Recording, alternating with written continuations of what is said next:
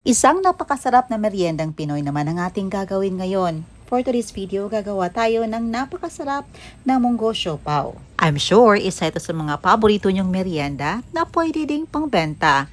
At isa ito sa binalik-balikan ng aking pamilya, lalo na itong aking anak at ang aking asawa na sobrang hilig talaga sa meriendang Pinoy. Tara, samahan niyo akong gumawa nito. So meron tayo dito sinok na mga 3 oras na munggo. Ayan, hinuhugasan lang natin yan, lagyan ng tubig at ating lulutuin. Sa ating non-stick pan, naglagay tayo ng 1½ cups of brown sugar. Ika-caramelize lang natin ito. Pagkatapos, i-add na natin ang ating naluto na munggo. Approximately 3 cups of cooked munggo ang ating niluto dito. Paghaluin lang natin yan until na matunaw ang sugar natin.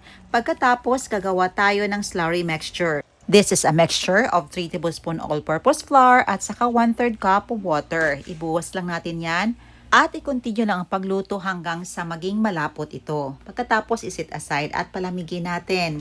Sa ating bowl, naglagay tayo ng 2 1/4 cups of siopaw flour or all-purpose flour, 1/2 teaspoon of instant dried yeast, a pinch of salt and 1/2 tablespoon of baking powder, 1/4 cup white sugar, and 1½ tablespoon of lard or shortening. 3/4 cup of lukewarm water, yung good for ligo bata. Mix lang natin ito to form a dough. At dito natansya ko na medyo matakaw ang flour na ito sa tubig. Siopaw flour kasi ng ating ginamit. At may mga flour talaga na matakaw sa tubig, kaya nag-add ako dito ng 1 tablespoon of lukewarm water. Masahin lang natin ito for about 10 minutes until na maging smooth and elastic. Yung pag-add ng flour is for dusting lang. Wag sobra para hindi masira yung texture ng dough natin. At ito na, after 10 minutes, naging smooth and elastic na siya. And take note, ang siopaw flour po hindi na siya yung todo talaga ang masa mo para maging whiter ang dough ng siopaw natin. Kasi this flour is intended for siopaw po talaga. Yan, nire-rest ko lang ito for about 15 minutes. Pagkatapos, pinapunch natin sa center para ma-remove yung air or acid nito. And take note po mga mommies, ang dough na ito ay hindi mo na kailangan pang i-rest for about 50 minutes. Kasi naglagay na tayo ng 2 leavening agents, ang baking powder at saka ang yeast. At pwede mo nang diretsahin itong lutuin after mo malagyan ng palaman. Sa recipe na ito, nakagawa ako ng mga 13 pieces. At inansya ko lang kung gaano kalaki ang siopaw natin. Siguro nasa around 50 to 60 grams ito.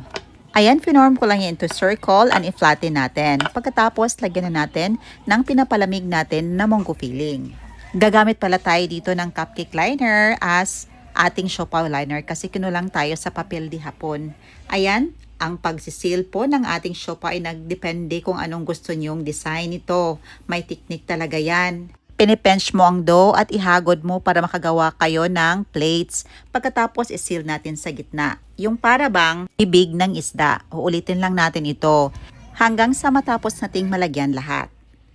Huwag nating damihan ang paglagay ng ating palaman. Yung sakto lang talaga na masara or masil natin ang ating dough. Or else, bubuka talaga yan kasi tutubo pa yan. Mas maigi talaga na malaking steamer ang gagamitin natin para ma-steam natin lahat at sakto lang talaga ang tubo nito. Kung hindi, aalsa at alsay ang ibang mga siopaw na ginawa natin. At may tendency na bubuka talaga yan.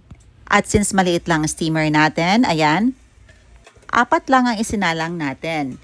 At steam natin ito for about 10 minutes sa high flame. Yes po, i-high flame natin para alsa talaga ang siopaw natin. And make sure na rolling boil ang water before natin isalang or else hindi talaga alsa ang siopaw mo at maging tikoy ito. So na, after 10 minutes, chinyek natin at malaman nyo na luto na ito kapag nag-bounce back na ang dough natin. Ang pagluluto po ay depende kung gaano kalaki ang siopaw nyo. Sa akin, mga around 50 to 60 grams. Kaya niluto ko lang siya ng mga around 10 to 11 minutes. Dito medyo malaki na ang ibang siopaw natin. At yung iba ay bumuka na dahil sa napakadaming palaman na nilagay natin. Continue lang natin ang pagluluto hanggang sa matapos. Pwede nyo itong lutuin sa stove or sa kahoy man. And make sure na i-adjust nyo ang flame nito para sakto lang talaga ang alsa at luto nito. At make sure na rolling boil talaga ang tubig nito. At ito na, after a few minutes, luto na ang ating napakasarap na munggo siopaw. Tikman na natin. Siyempre, excited na tayong tikman ang ating niluluto. Nagdi-differ talaga ang texture kapag siopaw flour ang ating gagamitin. Mas maputi at mas malambot ito kung ikumpara natin sa all-purpose flour. At kung walang available na siopaw flour, pwede nyo i-combine ang all-purpose flour at saka cake flour. At maglagay lang kayo ng 1/2 teaspoon of white vinegar sa ating mixture. Pangdagdag smooth yun at whiten ng dough natin. Ito na ang ating munggo siopaw. Tikman na natin. Ayan, sa makikita nyo na puting-puti talaga ang dough natin. At syempre napakasarap din. At paborito talaga to ng aking anak at ng aking asawa na sobrang hilig talaga sa meriendang Pinoy at kung anumang kakanin. The best itong pang merienda at pang benta na din. Kaya sa nagbabalak na gawin itong negosyo, i-check nyo na ang description box below. At ilista nyo na ang full ingredients nito. Ayan lang po. Salamat sa panonood. See you in my next vlog. God bless you all and stay safe everyone. Bye and enjoy!